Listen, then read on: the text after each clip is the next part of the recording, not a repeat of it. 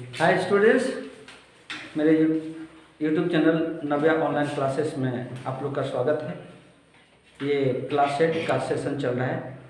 Class set का math है आज, और मैथ में हम चैप्टर 9 बता रहे हैं, राशियों की तुलना। इससे संबंधित एक्सरसाइज 9.1 को हम देख चुके थे। अब 9.2 एक्सरसाइज जाने से पहले कुछ ऐसे बिंदुओं को जानना है जो उसमें यूज करना होगा, प्रयोग करना होगा। किन बिंदुओं के बारे में जानना होगा? बट्टा, अंकित मूल्य, विक्रय मूल्य, प्रतिशत बट्टा, क्रय मूल्य, विक्रय मूल्य, किस कंडीशन में लाभ होगा, किस कंडीशन में हानि होगा, हानि प्रतिशत, लाभ प्रतिशत। ये सारे चीज़ों को हम आज देखेंगे जहाँ तक हो सकेगा। और सबके लिए जो सूत्र आए हैं, जो सूत्र निर्धारित किया गया है, उस सूत्र को हम यहाँ बताएंगे। तो सबसे पहला हमारा आता है बट्टा, अंकित मूल्य। अंकित मूल्य के बाद बट्टा। अक्सर हम लोग को जानना है बट्टा अंकित मूल्य प्रतिशत बट्टा और विक्रय मूल्य। एक नंबर में हम लेकर के चलेंगे अंकित मूल्य, जिसको हम MRP का मतलब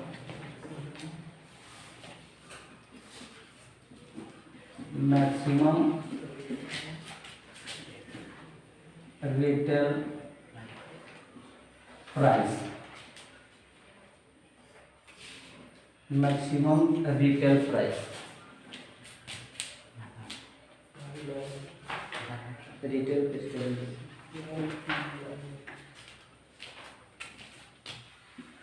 ठीक है। अंकित मूल्य एक एग्जाम्पल के द्वारा हम इसको लेकर के तुमको समझाते हैं और बताने का प्रयास करते हैं। एग्जाम्पल ये है कि अक्सर हम लोग मार्केट गए, तुम लोग मार्केट गया जीन्स खरीदने के लिए, नहीं, जीन्स खरीदने जब गए तो जीन्स का MRP जो था वो ₹1500 था। MRP मतलब उस पर लिखा हुआ था। जितना कोई भी वस्तु हम लोग लेने जाते हैं, ग्रोसरी वाला छोड़ करके, आलू बैगन सब्जी वगैरह का दाम उसमें लिखा नहीं रहता है, दुकानदार खुद बताता है। लेकिन कॉस्मेटिक चीज़ें हो, कपड़ा लत्ता हो, ये सारे को अगर खरीदने जाते हैं ना, तो उस पर एक मार्क अंकित किया हुआ रहता है, प्राइस अंकित किया हुआ रहता है। जो प्राइस अंकित किया हुआ रहता है ना, उसको हम लोग अंकित मूल्य कहते हैं। जीन्स खरीदने गए तो जीन्स का रेट दुकानदार हमको बताया 1500 रुपये। ये 1500 रुपये जो कहलाया वो उसका अंकित मूल्य कहलाया। 1500 रुपये अंकित मूल्य हुआ। फिर हम लोग दुकानदार को बोलते हैं कि भैया इतना रेट हम नहीं दे सकेंगे, नहीं। तो वो बोलता है कि कोई बात नहीं, तुम लोग को इतना रेट में हम देने भी नहीं जा रहे हैं। हमारे दुकान में आए हो, हमारे दरबार में आए हो, खाली हाथ नहीं जाने देंगे, कुछ देकर भेजेंगे, और उतना दे करके भेजेंगे जो तुम भी खुश हो जाओगे। क्या? चलो, स्टूडेंट हो, बड़ी स्ट्रगल वाला लाइफ है तुम लोग का। हम भी स्टूडेंट थे, हम जानते हैं स्टूडेंट का क्या स्थिति होता है। प्राइस कम कर दिए बेटा तुमको, और 300 रुपये हम छोड़ दिए। 1500 रुपये रेट लिखा हुआ है ना जीन्स का। इतना बेहतरीन जीन्स इस मार्केट में किसी के यहाँ अवेलेबल नहीं है। और ये जीन्स तुम लोगों का चेहरा देख करके, तुम लोगों का स्थिति देख करके, अरे पाई पाई बचा करके लाया पैसा, वो भी हम जानते हैं। 300 रुपया छोड़ देंगे। कितना रुपया छोड़ देगा? रुपये 300 रुपया छोड़ देगा। छूट बोलते हैं इसको। ये क्या है? छूट मिला। उस कपड़ा में 300 रुपया का छूट मिला। ठीक है? जो छूट मिला है वही मैथ में इसको हम बट्टा कहेंगे। बट्टा 300 रुपया मिला। कोई भी सामान खरीदने जाते हैं तब बहुत ऐसा दुकानदार है ना जो MRP जितना लिखा हुआ है उतना ले लेता है। नहीं, बहुत ऐसे दुकानदार हैं जो उसी वस्तु का MRP से 2 रुपया 3 रुपया कम करके लेता है। इसका ये मतलब नहीं कि वो अपना घर से 300 रुपया लगा दिया होगा। जिसका प्राइस 1500 रुपया था ना, 300 रुपया छोड़ दिया। जब 300 रुपया छोड़ दिया तो क्या वो 300 रुपया अपना घर से लगाया क्या? नहीं, 300 रुपया छोड़ने के बावजूद भी दुकानदार को बेनिफिट है, दुकानदार को फायदा है। 300 रुपया छोड़ने के बाद भी, है कि नहीं? तो जो छोटा ना उसको बट्टा कहते हैं, उसको छूट कहते हैं। नहीं, उतना हमको क्या दिया? छूट दिया, उन्हें उतना बट्टा दिया। तो ये बट्टा हो गया। अब यहाँ पर आ गया विक्रय मूल्य। ये 2 नंबर हो गया ना, ये 2 नंबर इसको करेंगे। 3 नंबर में विक्रय मूल्य। विक्रय मूल्य, अब विक्रय मूल्य दुकानदार के लिए विक्रय मूल्य है, हमारे लिए नहीं। हम तो वहाँ खरीदने गए। दुकानदार का जो विक्रय मूल्य होगा वही हमारा क्रय मूल्य होगा। विक्रय मूल्य और क्रय मूल्य किसको कहेंगे? वस्तु को हम जिस रेट से खरीद कर लाए हैं तो वस्तु के खरीदे गए मूल्य को हम लोग क्रय मूल्य कहते हैं। जो बेचा उसको विक्रय मूल्य कहते हैं। दुकानदार उस जिन्स का विक्रय मूल्य तय करेगा और हम लोग भी निकालेंगे कैलकुलेटर और पता करेंगे कि ये 300 रुपया छोड़ा तो हमको देना कितना होगा। नहीं तो क्या देना होगा? 1500 माइनस 300 तो क्या हो जाएगा? 1200। असल में विक्रय मूल्य इज इक्वल टू, ये 1500 क्या है मेरा? अंकित मूल्य। अंकित मूल्य 1500 रुपया है और हमको छोड़ा कितना? ये 300 रुपया क्या है? बट्टा है। 300 रुपया बट्टा है। तो बट्टा के स्थिति में विक्रय मूल्य ज्ञात करने के लिए अंकित मूल्य माइनस बट्टा करना पड़ेगा। अंकित मूल्य माइनस बट्टा करना पड़ेगा। तो ये फॉर्मूला यहाँ पर एक फॉर्मूला पहले आया नहीं, और इसी फॉर्मूला से और भी चीज हम ज्ञात कर लेंगे। बोला हम अपने, अब अगले बार गए, दूसरा दुकान गए, नहीं वहाँ शर्ट खरीदना था। शर्ट का प्राइस 700 रुपया बताया, MRP उसमें 700 रुपया लिखा हुआ था। नहीं, और बोला कि हम आपको 400 रुपये में दे देंगे। कितना में दे देंगे? 400। मैंने दुकानदार का विक्रय मूल्य क्या बताया उसने? 400 बताया। दुकानदार उस शर्ट का विक्रय मूल्य क्या बताया? 400 बताया। तो बट्टा कितना था? अब इसी फॉर्मूला से सब निकलेगा। हमारा एक ये फॉर्मूला आ गया।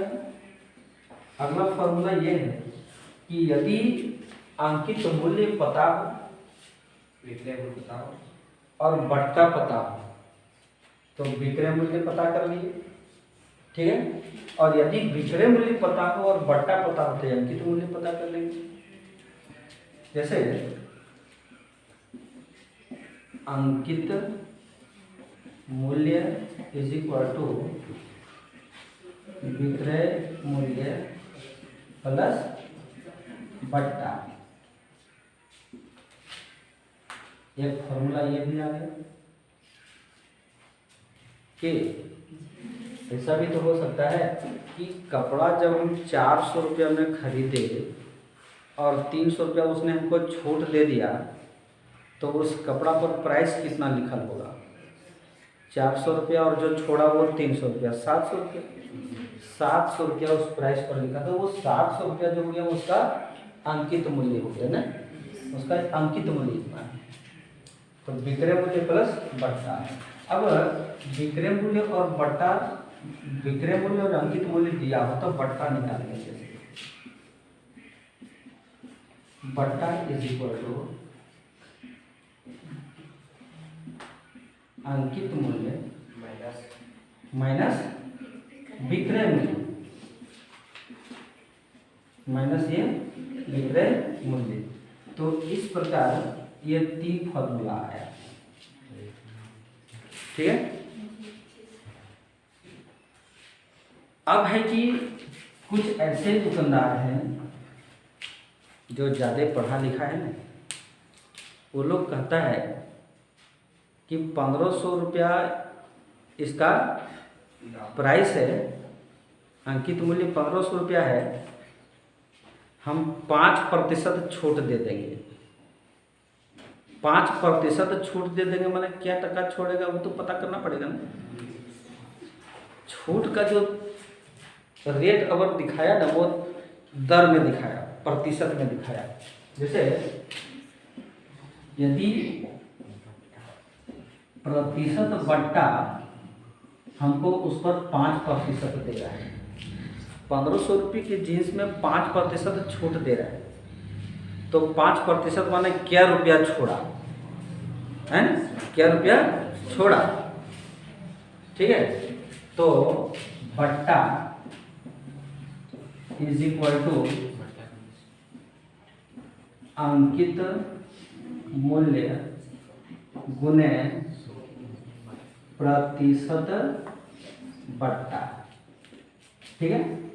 मतलब कि बट्टा इज इक्वल टू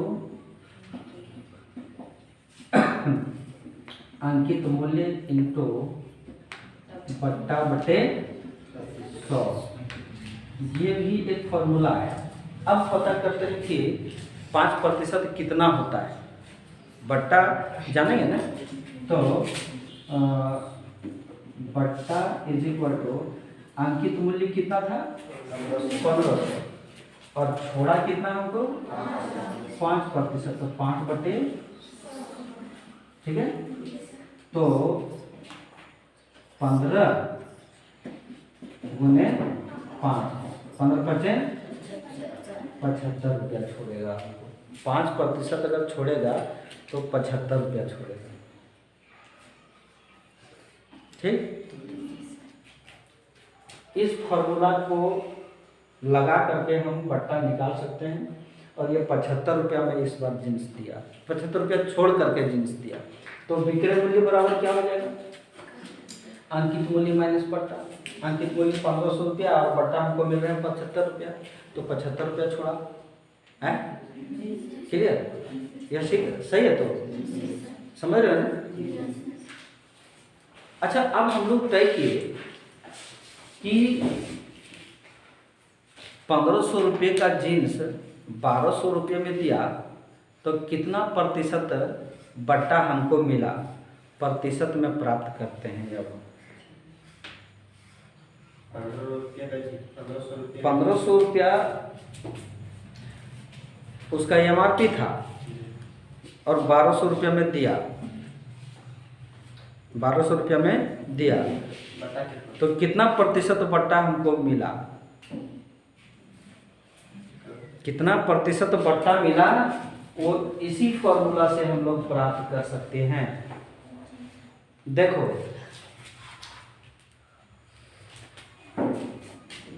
MRP जो था वो 1500 था, ठीक है। और SP माने सेलिंग प्राइस बेचा कितना में 1200 रुपया में, तो बट्टा हमको जो मिला वो कितना मिला 300 रुपया बट्टा मिला ना, बट्टा हमको 300 मिला। सही है। जब 300 बट्टा मिला तो क्या प्रतिशत बट्टा मिला, इसका सूत्र यहां से प्राप्त कर सकते हैं। यहां से फिर लिखेंगे प्रतिशत बट्टा इज इक्वल टू बट्टा बटे अंकित मूल्य, बट्टा बटे अंकित मूल्य गुने 100।